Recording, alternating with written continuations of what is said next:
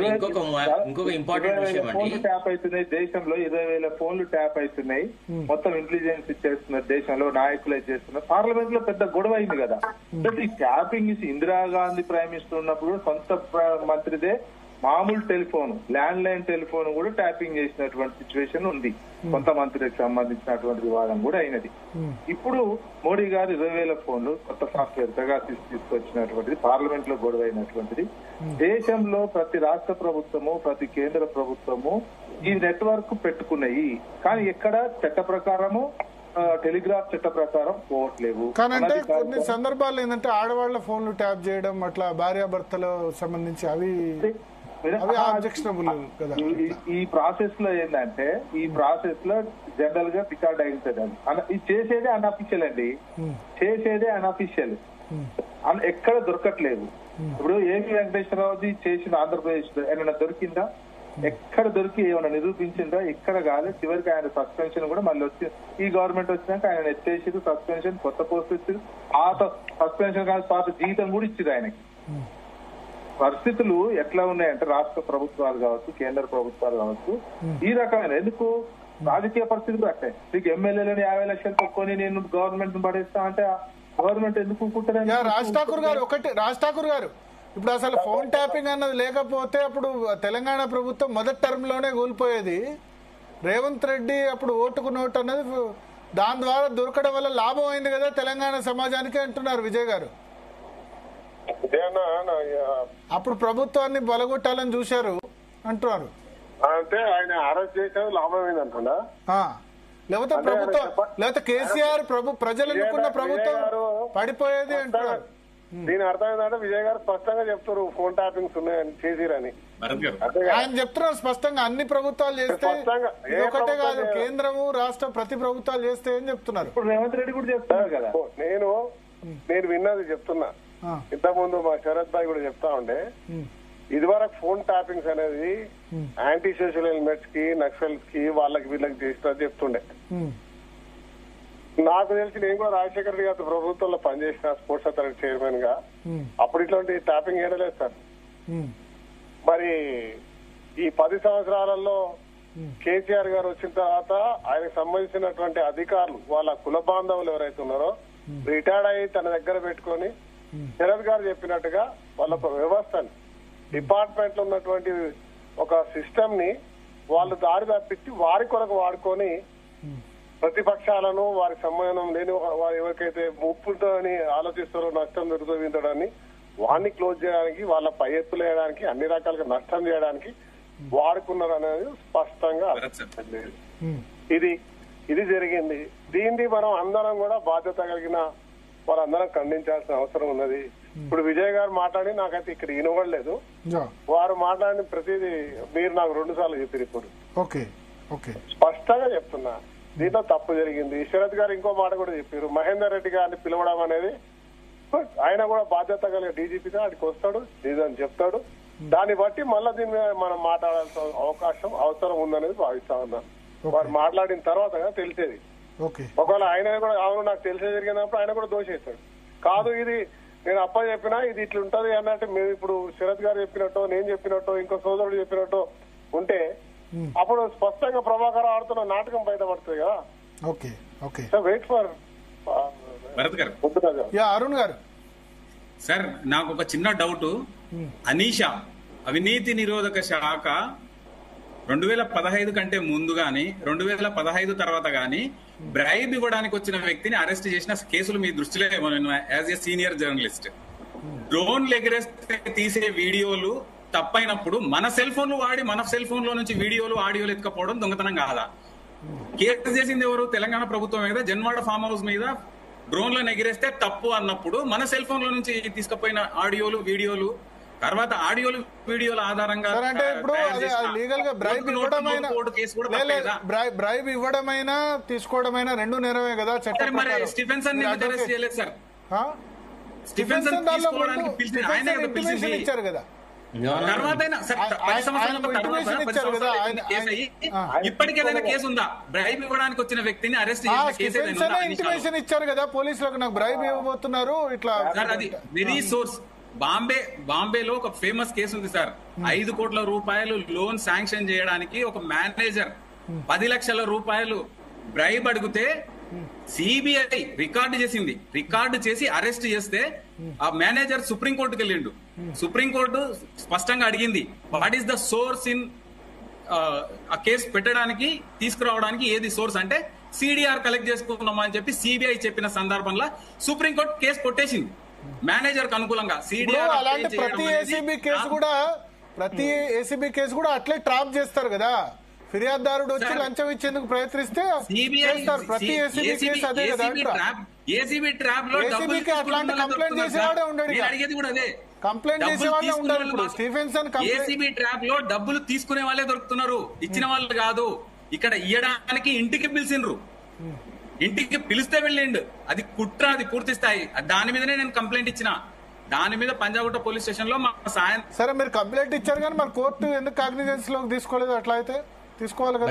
శరత్ గారు, నేను ఒక విషయం చెప్పాలా? ఫస్ట్ ఆఫ్ ఆల్ అక్కడ సిడిఆర్ అప్టైన్ చేసి జరిగింది.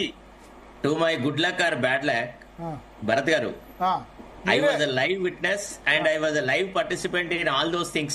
ఏది రేవంత్ రెడ్డి గారిని అరెస్ట్ చేయడము, తర్వాత మిగతా కార్యక్రమాలు ఇవన్నిట్లలో నేను అక్కడ లైవ్ గా ఉన్నాను. అడ్వకేట్ ఏసీబీ తరఫున అప్పుడు ఏసీబీ తరఫున కూడా నేను ఆర్గ్యుమెంట్ చేసినాను. ఆ ఫైల్స్ నేను చూసినాను. అరుణ్ కి తెలుసు అన్ని విషయాలు, నేను చెప్పాల్సిన అవసరం లేదు. బెయిల్ రాకుండా అడ్డుపడ్డది కూడా Sharat garu. Yes, exactly, yes, I'm agreeing with that. ఎందుకంటే నీవు గవర్నమెంట్ లో ఉన్నప్పుడు గవర్నమెంట్ నేను చెప్తాను మీకు కొన్ని విషయాలు. భరత్ గారు, మీకు కొన్ని విషయాలు చెప్పాలి. అప్పటి ఇంటెలిజెన్స్ చీఫ్ ను కూడా ఎగ్జామిన్ చేయాలా, అప్పటి ఆఫీసర్లను ఎగ్జామిన్ చేయాలా. తర్వాత రెండోది ఏంటంటే నార్మల్ గా గమనించండి, అప్పుడు ఇంటెలిజెన్స్ చీఫ్ ఎవరు? నవీన్ చంద్. ఓకే, ఇంకేం కావాలి? ఓకే, శివధర్ రెడ్డి గారు కొద్ది టైం ఉన్నారు కదా? లేదు, కొద్ది రోజులు ఉన్నారు. ఆయన he was suspected. He was suspected because he belonged to a particular community కాబట్టి. తర్వాత సార్ మీకు ఒక విషయం చెప్పాలి. ఇక్కడ అరుణ్ గారితో నేను డిఫర్ అవుతాను కొన్ని విషయాలలో. ఓటుకునేటు కేసు లోపల ఎట్లుంటుందంటే ఏసీబీ యాక్ట్ లో, ప్రివెన్షన్ ఆఫ్ కరప్షన్ యాక్ట్ లో డిమాండ్ అండ్ యాక్సెప్టెన్స్ అనే 2 కోణాలలో చూస్తారు. Supposing if this fellow he's got Stephenson అనే వ్యక్తికి కనుక ఆ డబ్బులు తీసుకొని ఓటు వేయగలిగిన ఆలోచనలో ఉండి వాడు ఆ డబ్బులు తీసుకున్న తర్వాత తదుపరి దశలో కనుక ఒకళ్ళు ఏసీబీ వాళ్ళు పట్టుకుంటే Stevenson would have become an accused. But that is not the case. Stevenson had facilitated the trap of the gentlemen in bribing him. కాబట్టి he can never be arrayed as an accused. Very source of the information to pick the Revanth Reddy as accused is illegal. చాలా కేసులు Arun, I was dealing with that subject. CDR obtain చేయడం ప్రాథమిక హక్కులు నిన్నగాక మొన్న ఒక GHMC officer ని arrest చేసినారు. అయితే ఒక పర్టికులర్ అంశం లోపల నాకు ఇన్ని లక్షలు కావాలని ఆమె అడిగి హెరాస్మెంట్ చేస్తుంటే ఆ victim he went and informed the ACB. ACB case అని చంద్రబాబు నాయుడు గారు అపెక్స్ కోర్టుకు వెళ్ళినప్పుడు చంద్రబాబు నాయుడు గారి రోల్ కొట్టివేయడం జరిగిందా లేదా? ఇది ఏసీబీని తప్పుడుగా వాడుకోవడం జరిగింది. ఏసీబీ పరిధిలోకి రాదు. హార్స్ రైడింగ్ అనేది పాలిటిక్స్ సుప్రీంకోర్టు కొట్టేసిన మాట వాస్తవం. That is different topic. సరే, అది ఏసీబీ కేసుల గురించి చర్చిద్దాం. ఒకవేళ అల్టిమేట్ గా నాకు ఎండ్ చేయాల్సిన సమయం వచ్చింది. శరత్ గారు, ఏంది లాజికల్ కన్క్లూజన్ వెళ్తుందా? ఓన్లీ మీరు అన్నట్టు ఇంతకుముందు మొన్న చెప్పినట్టు ఇది బ్లాక్ మెయిలింగ్ పబ్బం గడుపుకుంటారు సార్, ఏం చెయ్యరు సార్. ఈ ప్రభుత్వానికి చిత్తశుద్ధి లేదు, దొంగలను పట్టుకునేటువంటి ఆలోచన లేదు, ఇది జరగదు, ఇది అంతా ఉత్తగానే ఒక షో, అంతకంటే ఎక్కువ ఏముండదు. ఎందుకు చిత్తశుద్ధి లేదు? పొలిటికల్ ఎనిమీస్ ని, రాజకీయ ప్రత్యర్థుల్ని వాళ్ళను ఇరికించడానికి ఇది ఒక పెద్ద అవకాశం, ఫిక్స్ చేయడానికి, లా ముందు నిలబెట్టడానికి అవకాశం.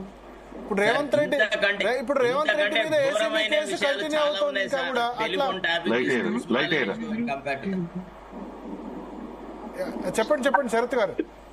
ఇప్పుడు ఇంతకంటే ఘోరమైన అంశాలు చాలా ఉన్నాయి. తర్వాత రెండవది, ఇందులో ఆఫీసర్ల కాంప్లిసిటీ ఉంటది తప్ప పొలిటీషియన్స్ ఎప్పుడు తప్పించుకుపోతారు ఈ విషయాలలో. ఇందులో ఆఫీసర్లు విజయ్ గారు పట్టుబడతారు. సేమ్ కరెక్ట్ అండి. దీనికి సంబంధించి లాజికల్ కన్క్లూజన్ ఏమీ ఉండదు. 5-6 ఆఫీసర్స్ జైలు వేరు, అది అయిపోయింది. కొత్తగా రాజకీయ నాయకులు రాలేదు. ఇక్కడ పోలీసులకు సంబంధించినటువంటి ఇగో క్లాషెస్ ద్వారానే ఇంతవరకు వచ్చింది. అది పోలీసుల వరకు కాకపోతే ఐపీఎస్ గా ప్రభాకర్ రావు దాకా వచ్చినటువంటిది. రేపు డీజీపీని మహేందర్ రెడ్డిని పిలుస్తారా అని అంత దమ్ము లేదు. మహేందర్ రెడ్డిని పిలవలేరు. మహేందర్ రెడ్డిని పిలిచే సమస్య తెలిసి 2-3 రోజులు అప్పేర్ అవుతారని నేను అనుకుంటా. చూద్దాం. అందాక కూడా రాకపోవచ్చు డీజీపీ మహేందర్ రెడ్డి ఆయన, ఎందుకంటే పోలీస్ డిపార్ట్మెంట్ మీద. రాజ్ ఠాకూర్ గారు కన్క్లూడ్ చేయండి ఫైనల్ గా. ఇది లాజికల్ కన్క్లూజన్ గా దీనిలో ఎవరైతే దోషులు ఉన్నారో వాళ్ళ శిక్ష దాకా వెళ్తుందా లేదా పొలిటికల్ స్కోర్స్ సెటిల్ చేసుకుంటారు? ఇప్పుడు శరత్ గారు అంటారు కాంగ్రెస్ పార్టీకి ప్రభుత్వానికి చిత్తశుద్ధి లేదని. ఖచ్చితంగా చిత్తశుద్ధి ఉందండి. ఉంది కాబట్టి ఇక్కడ దాకా వచ్చింది. ఆయన ఇబ్బంది పెడితేనే ఇక్కడ దాకా వచ్చింది. శరత్ గారు గత ప్రభుత్వం ఆయన ప్రభుత్వ పక్షాన అప్పుడు దాంట్లో ఉండి వారికి దగ్గరగా ఉండి వారి వాళ్ళ ఇంత